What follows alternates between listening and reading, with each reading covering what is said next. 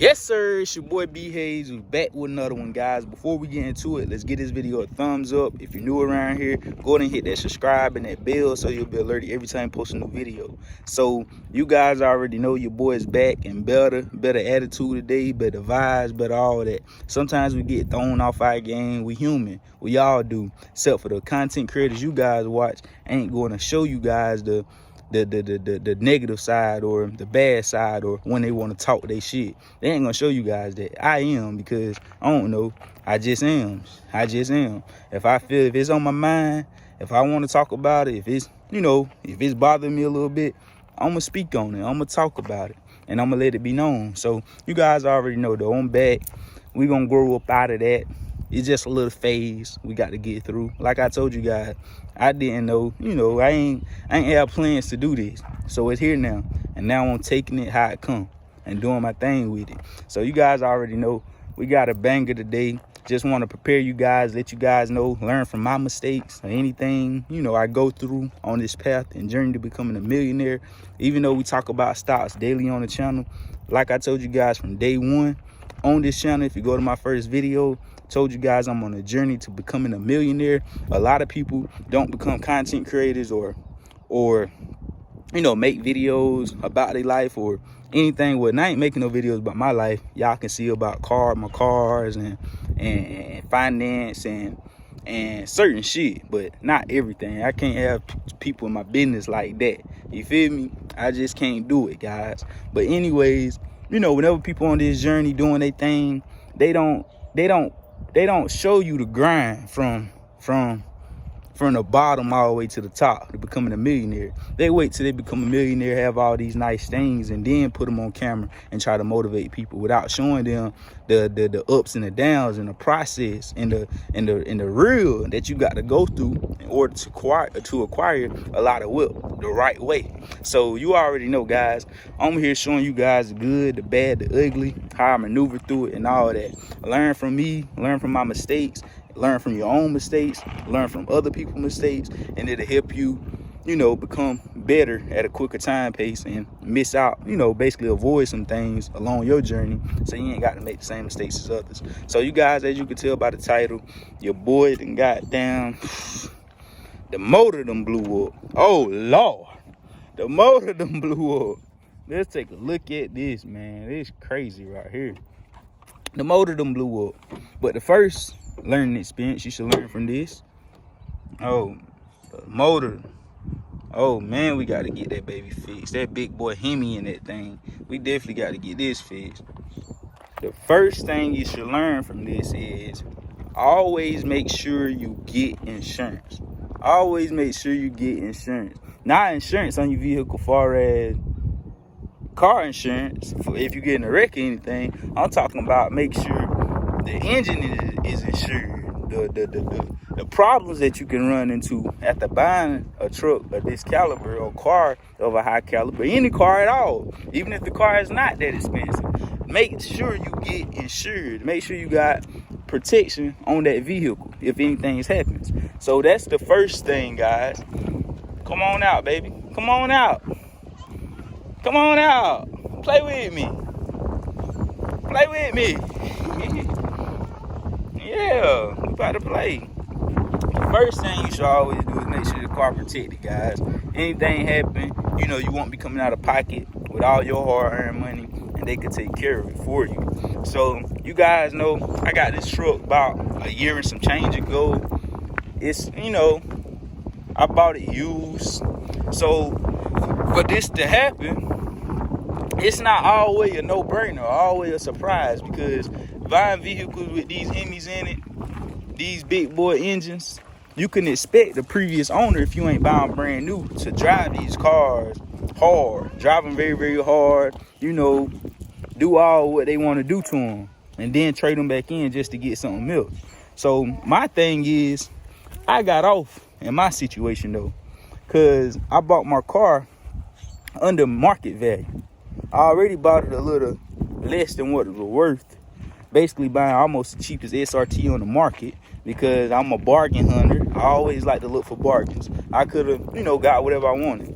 Could have got the track, could have got the brand new one. But it's like whenever I buy things, I'm always looking for a bargain. But sometimes bargains, they be a bargain because they ain't shit. They messed up. You get what I'm saying? But in my case, my bargain still end up playing out in my favor, being for the fact that we was insured up to a certain amount of miles, or for a year, and I think like a year and a few months.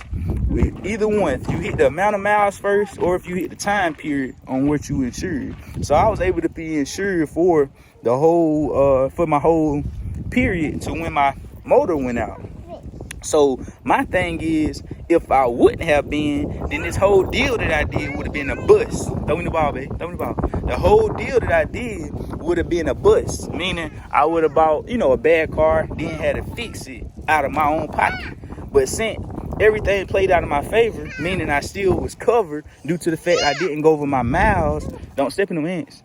I didn't go over my miles, or I didn't go, or I didn't reach my limit, my time frame to how long I'm gonna be insured. So I was able to let the insurance cover this problem, guys, which is a huge blessing for me.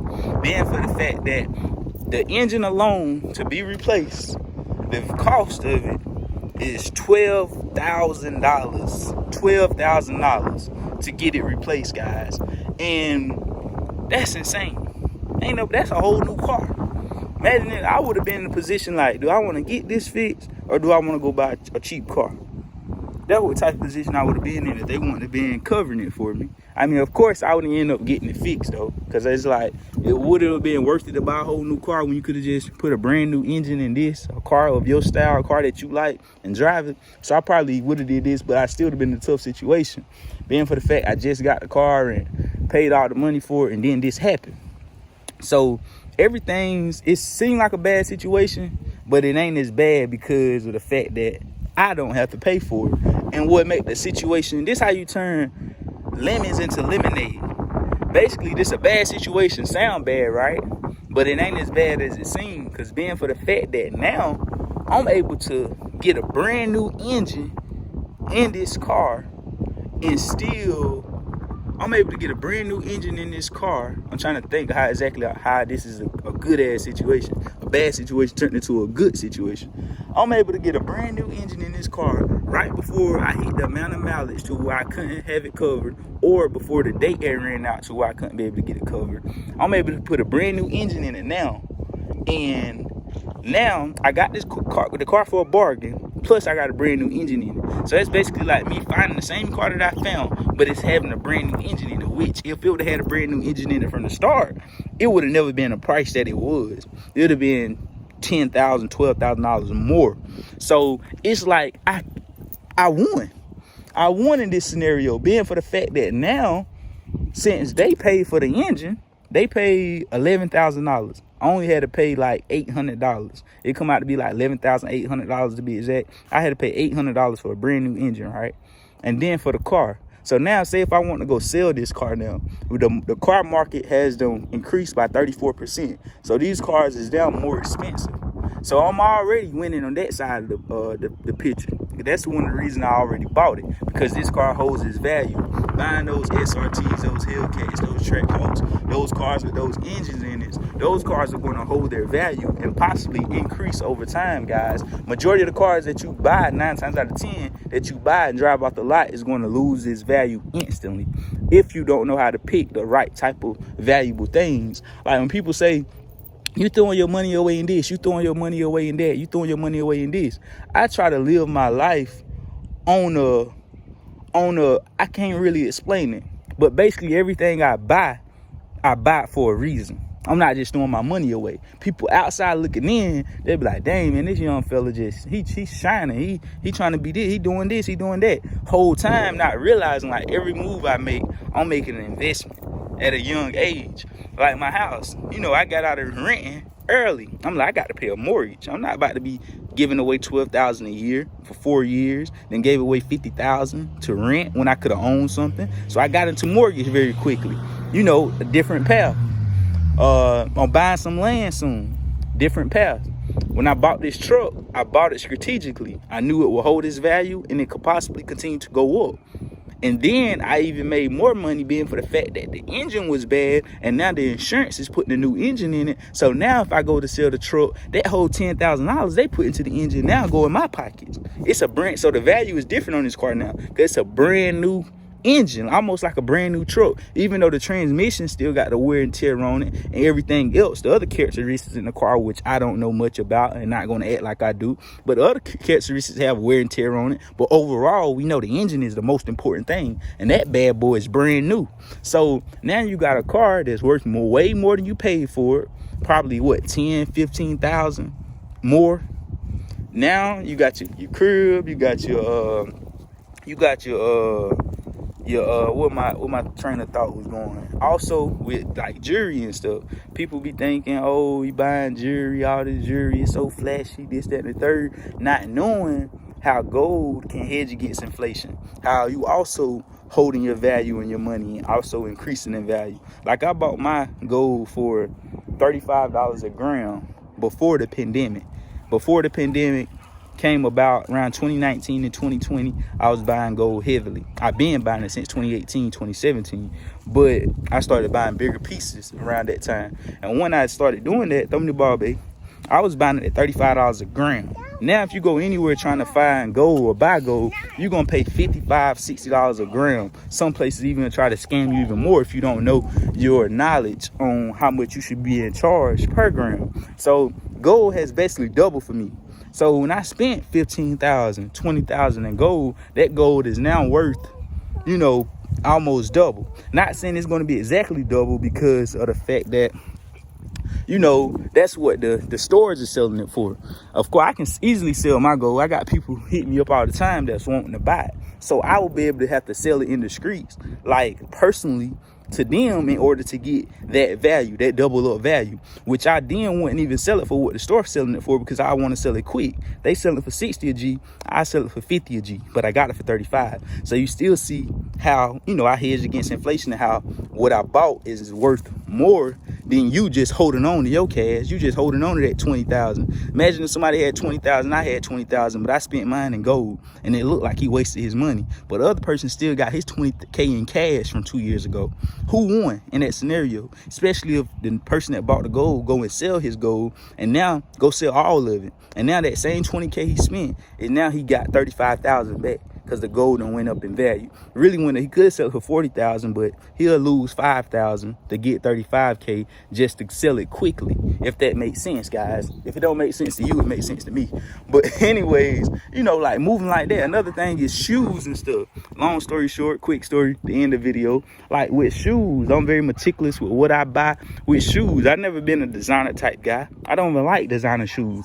I got a theory that I believe designer shoes doesn't last long, meaning it's always coming out with new different styles of Balenciagas and Gucci's and Louis. It's a new style, so you'll be rocking that old style and be looked at like, man, them old joints, like that ain't in style no more. But if you got on some J's, some Jordan 1s, one of my favorite ones, the number 1s specifically, those is timeless. They timeless pieces, timeless shoes. Jordans period is timeless. I believe, I'm telling my old lady, Jordans, you got on Jordans in the future, 10, 15, 20 years from now, they're going to be looked at as more superior than those designers. You're going to have Jordan 1s that's worth, they already got some that's worth thousands of dollars. It's Jordans that's already worth $10,000, $20,000. But I'm saying the majority of Jordan 1s is going to be worth $1,000, $2,000 on the low end, because those shoes is going to be classics. They're going to be timeless pieces, unlike designers. And that's what I invest in. People will think buying shoes is throwing your money away. Not if you buy the right ones. My shoes that I buy, soon as I buy them, they already worth double the price because I know exactly what to buy. You get what I'm saying? The Mocha ones, like I bought them for $180, $170. I still got them dead stock. They now worth $400 for the shoe. You get what I'm saying? So it's like you just got to know how to spend your money and how to buy and what to buy, guys. And that's all I got for this video. I'm about to play with baby girl. Come play with catch me. You don't want to play catch? I bet you can't get me. So guys, that's all I got for this video. Just want to give y'all a quick update, let you guys know what's going on, man. like I told you guys, be prepared for different videos. Man, I'm gone. My baby crying. I'm gone. I'm gone.